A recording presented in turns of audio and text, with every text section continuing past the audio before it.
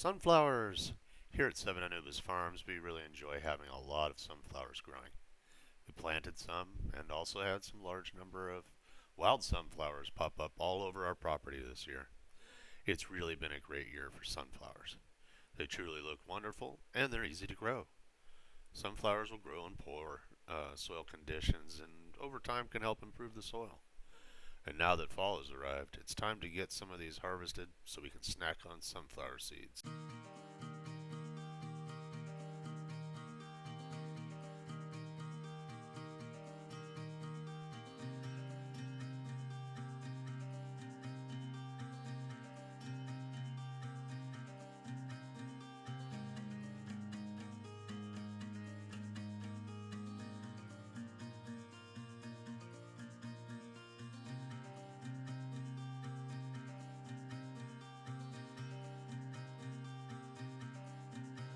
Good morning, everybody. Welcome back to Seven Anubis Farms.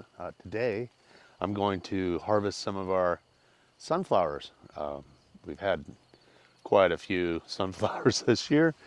We had some real bad weather that kind of stunted them out, but I was kind of worried about them at the time.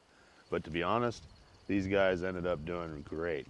These heads are just full of sunflowers seeds. Each one of these heads is just crammed full. So today I'm gonna go ahead and harvest some of these, and we'll go ahead and roast them up and use them for us. And if I have some leftovers, I'll give those out to the some of our birds. So I'm gonna start with that today. I think I'm gonna do some garlic planting today as well. It's fall. It's now almost the end of September. So it's just about time to get that garlic in the ground before we have our first frost. I'm not so sure. According to the weather, I don't think we're going to have a frost anytime soon. Probably 3-4 weeks out still, but might as well go ahead and get them in there. So we'll have some footage of that later too. But for now, let's go ahead and make a cut, and we'll show you. It's pretty simple. All you need for this is a bucket, something to put your heads in, and some snips. So harvesting your sunflowers is as easy as this. Just take them. You can get rid of the extra leaves. Snip those off. All right, and then just take it about 6-8 inches from the head. Snip it off. That's all you got to do. And then all of this that you see in here, all of these are seeds. Every one of them. And to get those off there, we'll just put them in the bucket, and then we're going to just rub across the head and drop them into the bucket, and we'll sift all the other stuff out, and away you go.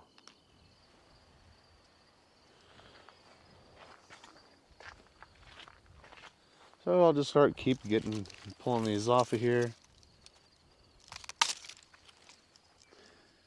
Yeah, as I mentioned, fall's coming, right? So we have a ton of fall little projects to get done. I've got to get a barn door put on our barn for our pigs to overwinter. Should we decide to do that, they have a pretty good structure that they're in all year round anyway. So we're not too concerned about it. We got that to get done. I've got our turkey run and our turkey house to get done. That's quite a bit of work. I'll have a separate little video and show you guys how that's going here pretty soon. We'll get that released. But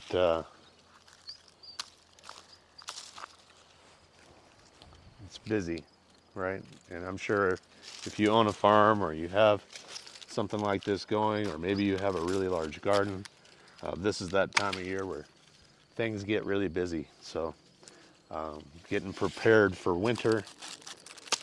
Some of you folks down south probably don't have this concern nearly as much as people up north, but we're located in zone 5B, and we're in northeast Colorado, if that helps you out any, to kind of tell you that it gets very cold here from time to time. Last year we got down to negative 55 degrees one day. That was pretty concerning for our animals. So Anyway, lots of prep, lots of stuff to do. And I'll pull some more of these, and maybe we'll show you guys. But really, all you have to do is to just let them dry. And then if you want to make them for people, you're going to want to soak them overnight in some water. If you like salty, do some salt water. And then you're going to roast those at like 200 degrees for about 3 hours in your oven. And that will get you the sunflower seeds that you would get from the store. Look at these things, beautiful. Try to come in real close for you so you can see. That's what they look like. Snip off these leaves. Don't need those anymore. That's it. That's what a sunflower looks like when it's ready to harvest. Welcome back. So I've laid out the area we're going to plant our garlic in this year. This year we're going to be doing music garlic. Hey Odin, how you doing, buddy? My friend Odin here is going to help me get some garlic in this afternoon. It's kind of windy. Temperature's really nice though. Nice fall evening. Last evening, my buddy, I came out here, Shauna and I made all the rows. The soil's been amended with a combination of horse, pig, chicken, duck, and anything else that's been in our barn for about the last 20 years. Who knows when they cleaned it out? I'm sure it was cleaned out at some point, but it's a little hard to say, so I'm going to go with 20 years. It's been a while. Anyway, so I wanted to flatten that all out in there. It took a lot of that over there, and then took the tiller and tilled all that in, broke it all up with the native soil. Try not to till, I suppose, when we don't need to, but when you're working in manure to a brand new area that's never really had anything to it, I just found that it's just easier just to go ahead and till it in that first year. Do some good weed management, with some mulch. You can mulch this with anything really. I like using the kind of fibrous kind of mulch. I could have brought an example, I suppose, but it's just ground wood really more than it is hay or straw. Garlic really works pretty good with hay or straw. Nothing wrong with that at all. I use the different kind of mulch on it usually, although I may start using some straw. It's a little cheaper. the quality mulch you can get, I get it by the ton from a great place here that's close to us, and it's a fantastic product, and it really does do exactly what mulch is supposed to do for you. The garlic we have this year is called Music garlic. Grows really well apparently in this area, and I bought I don't know, probably too much. We'll see, but I'm gonna go ahead and start getting that in, and away we go. All right, and so here's the garlic that we have. It's this Music garlic. Fantastic looking stuff. I'm already pretty pleased with the way this is looking. Anyway, so all you have to do, and yeah, I've got, oh my gosh, probably 20, 25 bulbs, and I've got 3 bags of this. So we're gonna have a lot of garlic. Anyway, what you want to do is just break this apart. I just usually use my hands, and then you want to take each of these cloves, right? And these are big cloves, and you want to kind of leave this other stuff on as much as you can. It doesn't hurt anything, but you darn sure don't want to take the skin off. So be careful when you're breaking your cloves apart. Anyway, these are great big things, so it's not quite like some of the stuff you see at the store. This is one whole clove, right? So you can't really break this down any further to plant another one. So maybe I don't have as much garlic as I thought I did, but we have plenty of this, right? So we'll go ahead and start getting this in the ground.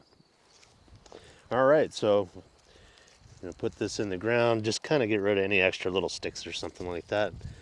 You want the tips up, so tips up, right? And you can just kind of put it in there about like that. And then you want to drop the next one in, about 6-8 inches away from that one, right? And it doesn't take that much. Just keep breaking your clove apart. Oh, this one came apart into some extras, so maybe My garlic amount is pretty good, and I just kind of gently wiggle it in there. Mostly you just want to make sure that the tips are up.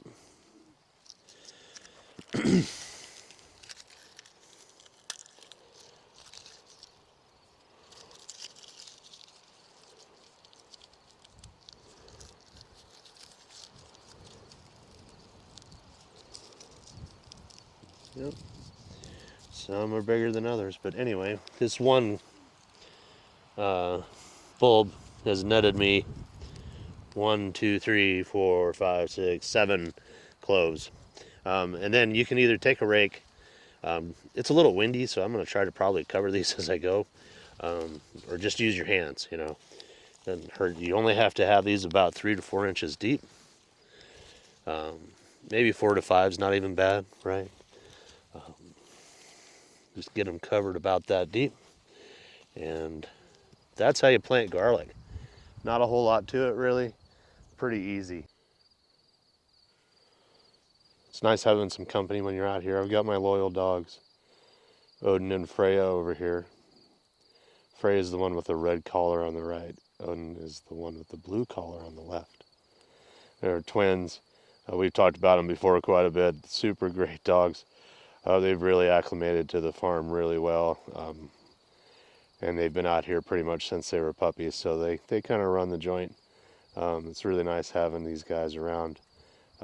Makes you feel safe, happy, makes kind of a nice big family for Shauna and I. In addition to Thor and Valkyrie, so yeah, all 4.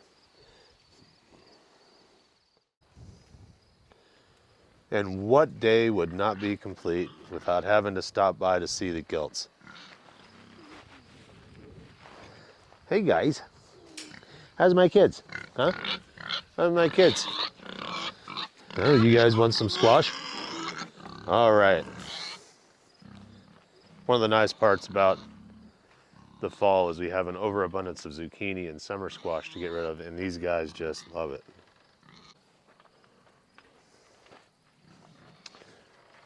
All right, now we'll get them some food. All right, here we go. Some nice squash this year, though. These guys are the, I don't know, medium-sized ones. All right, you little monsters. Here you go.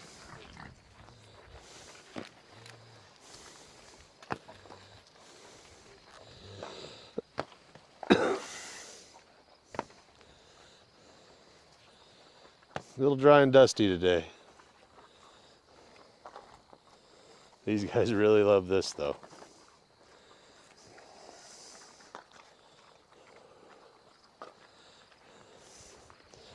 Guess I could go see them real quick while they're having a snack. Hey, kids. Hey, honey. What you doing? Huh? You having some squashes? Yeah? This one is Shalon. Lift. Navani. Hi, sweetheart. And Yasna over here. Hi, honey. How you doing? You're a big old silly kid. She's not gonna go much, so she's got about 20 days to go, and then she's gonna go in for processing. To the butcher and freezer camp she goes. With her hurt leg, we're just afraid she's never gonna be able to have piglets right. And that's just, we could keep her, but she's a little small too, just not growing as well as we'd like to see. So I think we're gonna probably cull her and pull her out, but that's all right.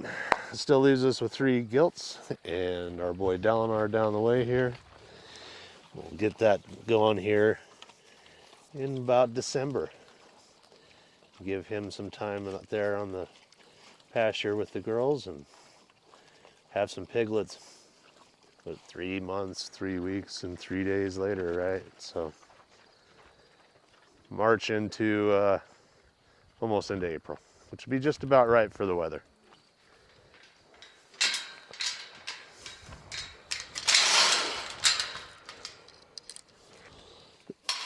when I say the weather, we do have a barn for our piglets, but it can get really cold and nasty and windy. No sense in having it overly cold when you got little ones.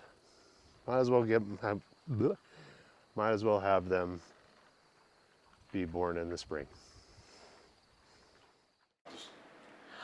Hey, Seven Anubis fam. Welcome to the Seven Anubis kitchen.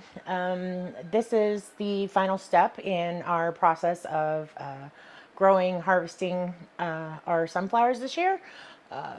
I know a lot of times we do a lot of videos of the outside and the process and everything, but you never get the final results. So we're going to start doing a little more of this, giving you the final results, stuff that we do, you know, inside the house for the farm. So we are going to get started on roasting some sunflower seeds.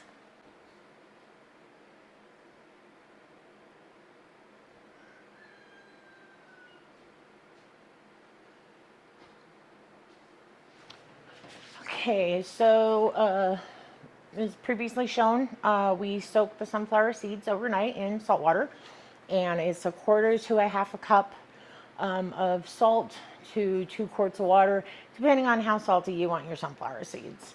Then my process at this point is you want to preheat your oven to 300 degrees.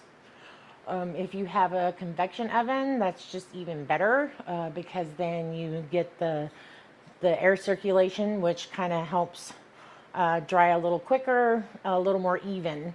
And then once I have the oven preheating, then I line my counters with wax paper or parchment paper.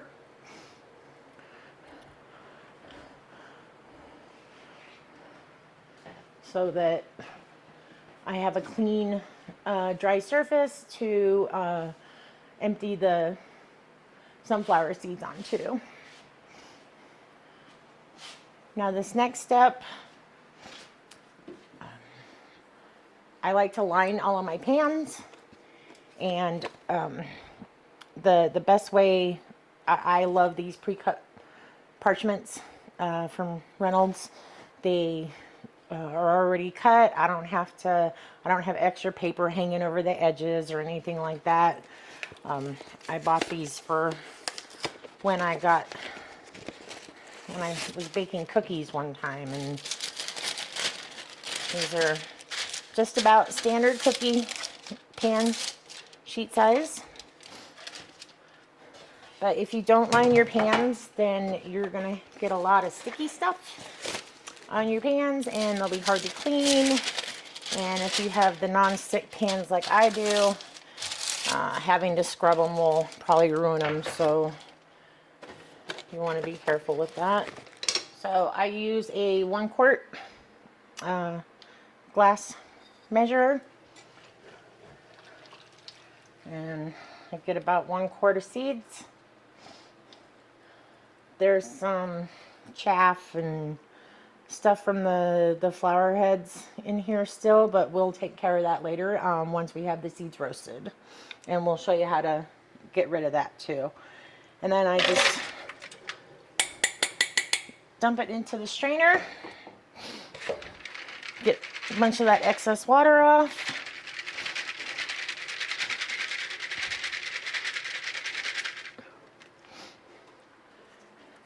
And then I'm gonna bring it over here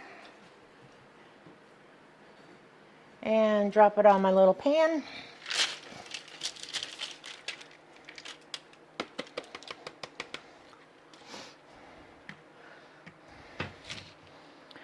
These are a standard 10 by 15 baking sheet.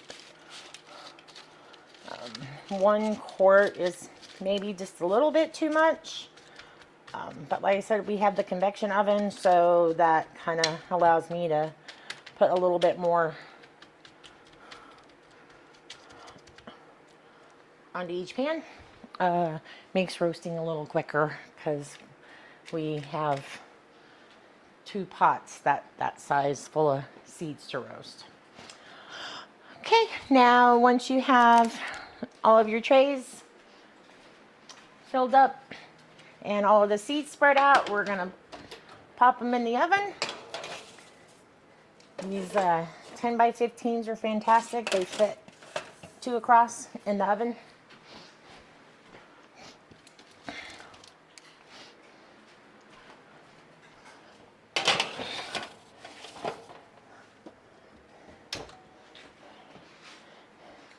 Then once you have them in, I'm going to set the timer for 30 minutes. And then I'll come back in 30 minutes and we'll stir. Okay, so once you have the seeds laid out on your pans and all spread out as flat as you can get them, put them in the oven. I set the timer for about 30 minutes, and then I will come back and stir them around, check the moisture level on them. If they're not completely dry, then I will go ahead and run them again in 15-minute increments.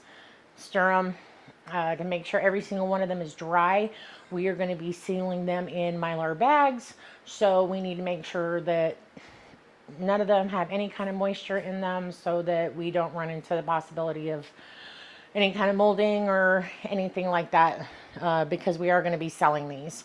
So I will come back in 30 minutes and we'll give them a stir and see where we're at. Okay, welcome back. The timer's gone off, so now it's time for me to check the seeds and see where they are at drying. So I kind of always make sure you wear your safety equipment. And I'm going to kind of stir these around a little bit. You can tell the way they're kind of clumping together that they're still pretty wet. I know the National Sunflower Association says it's 300 degrees at about 30 minutes, but I don't have a single layer on the trays, so it takes a little bit longer to do this. I'm sure at some point I will change the way I do it, because I always do. I find a better way. My whole philosophy is work smarter, not harder. But seeing as how this is the first time that we've done this, I'm just going to go ahead and stick with what I'm doing. So I'll finish stirring these other 3 trays, and then I'll set the timer for another 30 minutes, and we'll be back to checking them again. All right, so now the seeds are done. It actually took way longer than I wanted it to. So I think what I'm going to do is go ahead and improvise as I'm going, and I'm going to cut down the amount of seeds that I put on a tray. So then hopefully it'll only take the 30 minutes to roast the seeds, make sure they're all dry. So once I get the seeds out of the oven, then what I'm going to do is drop the seeds onto the parchment paper on the counter here for them to cool off. So you just empty the seeds out like that, and then kind of spread them out a little bit so they cool a little quicker. What I'm going to do now is I'm going to go ahead and finish roasting all the seeds. Wait till they're all cooled down. Once the seeds are cooled down, I put them in another container to wait until the next step, and that is going to be screening the chaff out of the, separating that from the sunflower seeds. Some people do it beforehand. I like to do it after they're roasted, because then that chaff is a little crispier too, and it breaks down a little bit easier. So once we get to that part, we'll be back and show you how that's done. Okay, and we finally got our mulch delivered in. So I'm pretty excited about that, and we're going to go ahead and put some mulch down here on our garlic that we've got planted in here and get it watered in. We're looking at potentially getting some frosty / snowy weather coming soon, so within the next week even or 2. So we're just going to go ahead and get that done and have some mulching done today too. But this is to finish off the garlic planting. We're using like I said, kind of a fibrous wood mulch. I can kind of come in closer here. It's pretty good stuff. It really seems to retain heat and moisture very, very well as opposed to straw or hay. So it's just become our mulch of choice.